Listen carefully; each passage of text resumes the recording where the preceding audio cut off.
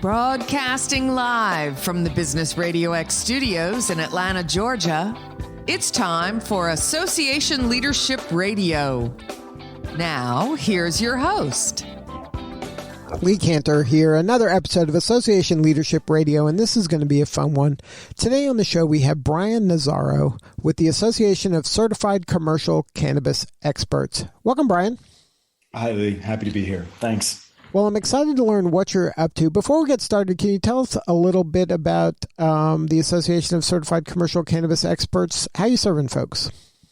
Sure. We're a membership-driven association. We really focus in on our professional compliance and risk management experts out there in the cannabis industry. We're trying to provide them the information they need, curated in the way that they need it, provide the resources so that they can implement their programs at their specific operations, and give them a way to understand how to enhance these programs over time without having to redo everything that they've done before, and come out with a really efficient and effective way to help commercial cannabis businesses sell their products and remain compliant. Now, can you educate the listener a little bit about kind of where we're at from the history of the industry? It's relatively new in America, and it's going through its a variety of, I guess, growing pains. Can you talk about where we're at and where you see it going in the near future? Sure. In 2021, we had about $16 to $20 billion worth of cannabis product sales. We have roughly 18 states that allow recreational and 36 that allow some sort of medical marijuana. When I use the word state, just realize there are territories out there like DC or Puerto Rico that I'm lumping into this.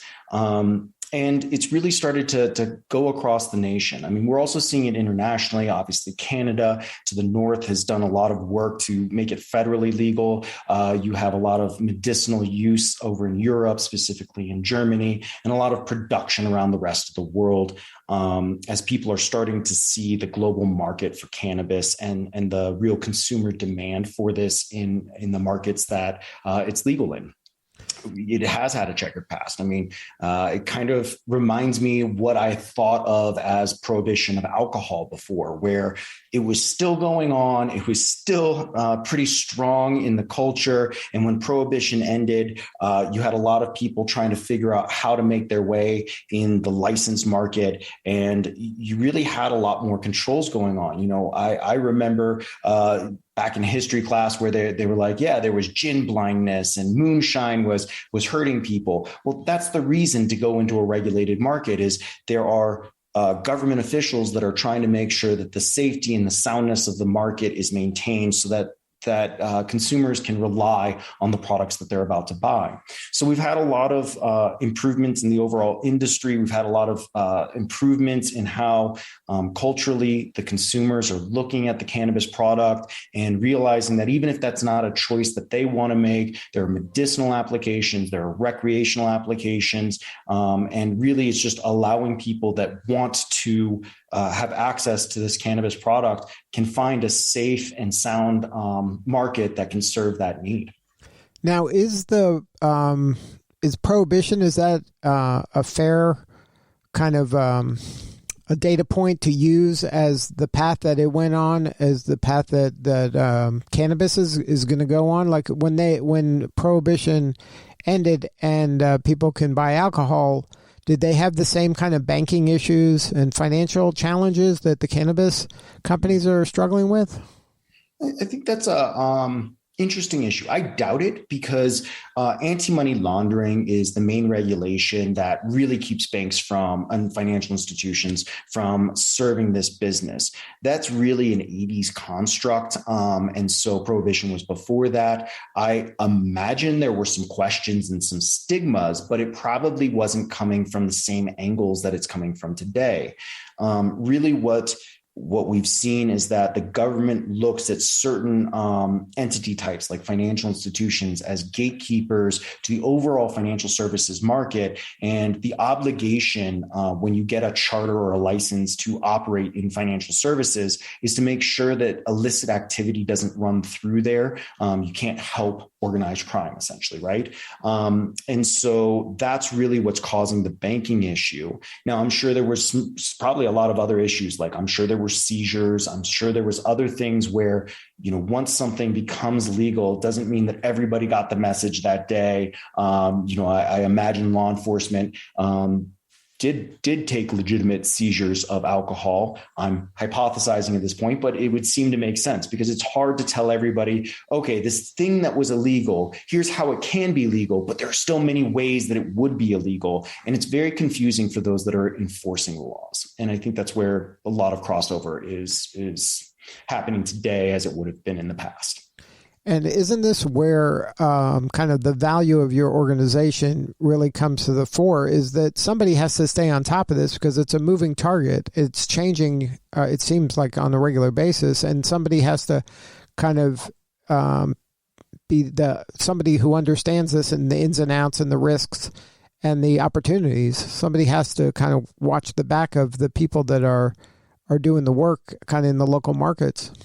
Absolutely. It's risk and reward. I mean, it really has to go together because you're not always trying to mitigate risk if it's really going to affect the reward that you want. And you're not always trying to take all the reward at the cost of all the risk.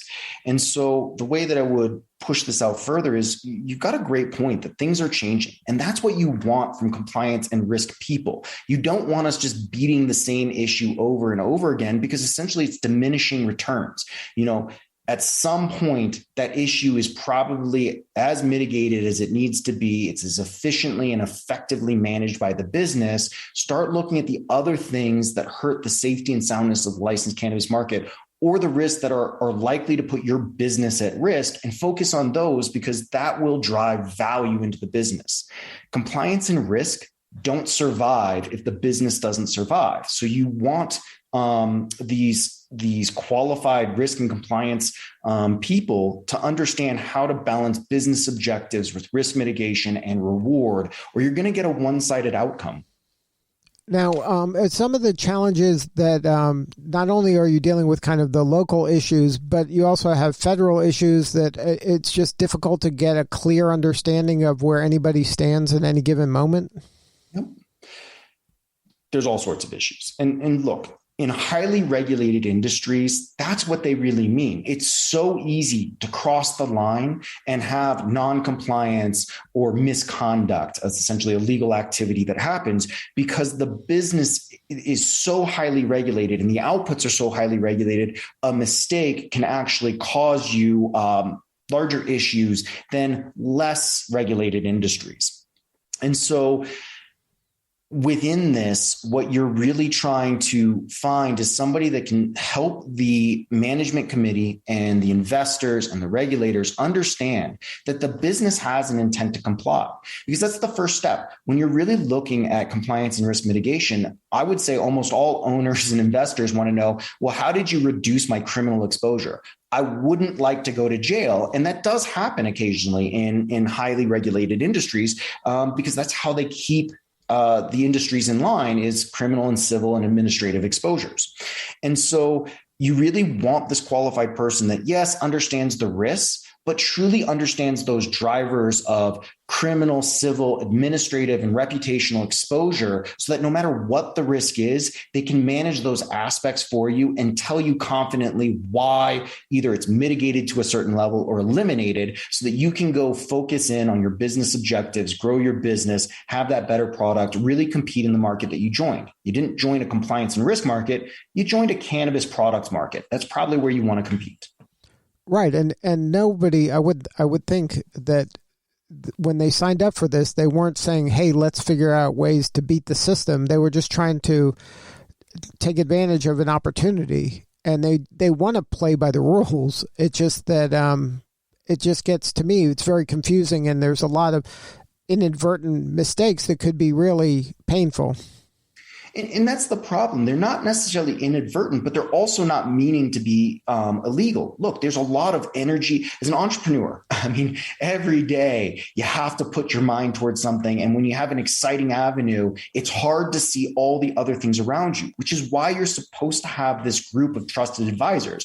We normally talk about them as the C-suite or executive management or senior management, but it's this group that's supposed to keep you from getting tunnel vision and pull you back and be like, look, the idea overall probably has legs, but we're going to have to trim and shape different parts of this to make sure that it fits within the legal construct of what, in this case, a cannabis product or cannabis service can be. And I think that's the big thing that people miss. The point of the compliance and risk officer is to help everybody else see, look, where is there a great idea that has merit in the marketplace? And where do you step over the line? And you might be adding criminal or civil exposure to your business.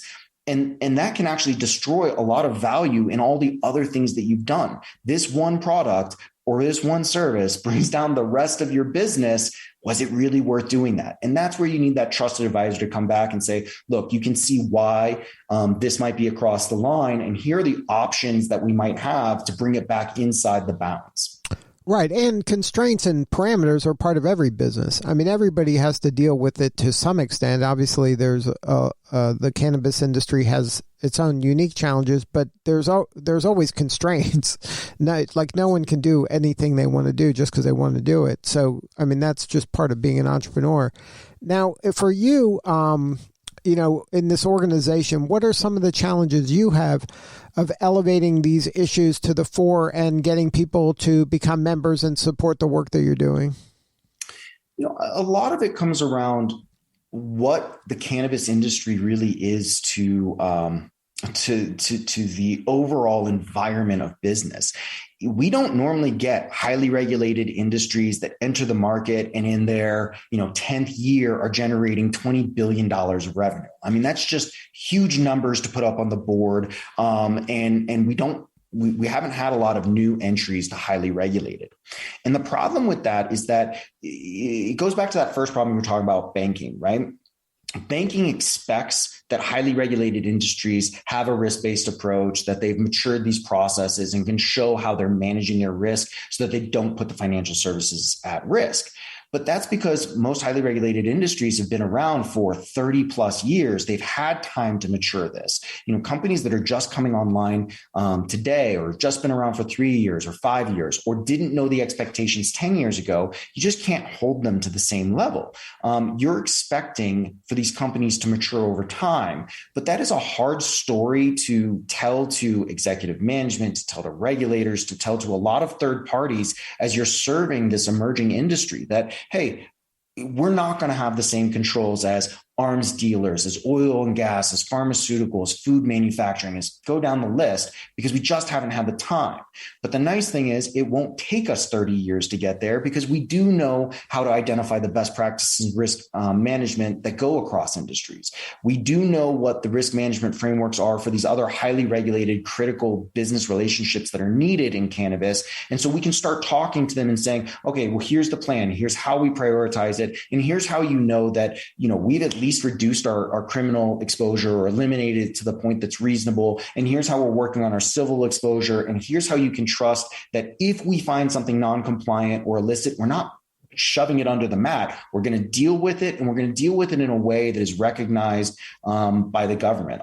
It generally comes down to deferred prosecution. You're trying to show that when you have an issue that could materially impact the safety or soundness of the licensed cannabis market, that you're not just coming back and saying, well, I'll pay people off to not talk about it. You're coming back and saying, look, I'm going to remediate the issue, try and make it as low impact as possible on the impacted parties. And then going forward, this is how I'm going to change my practices to make sure that issues like this don't occur or occur less frequently and at a lower impact. And that's really what is expected in highly regulated industries. So now, who should become a member of your association?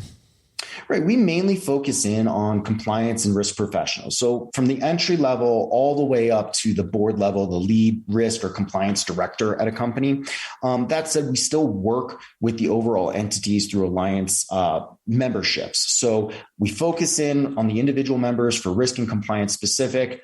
There are some needs for CEOs or CEOs to understand risk operations. They will also join. And then on the company side, if your brand is trying to show their strong risk culture and say, this is why you should allow us to expand into future markets and be larger than most of our competition. We work with a lot of companies like that where they need that public acknowledgement that they are actually intending to comply. And it's not just words. There's actual practices that are being put in place. There's actual formalization.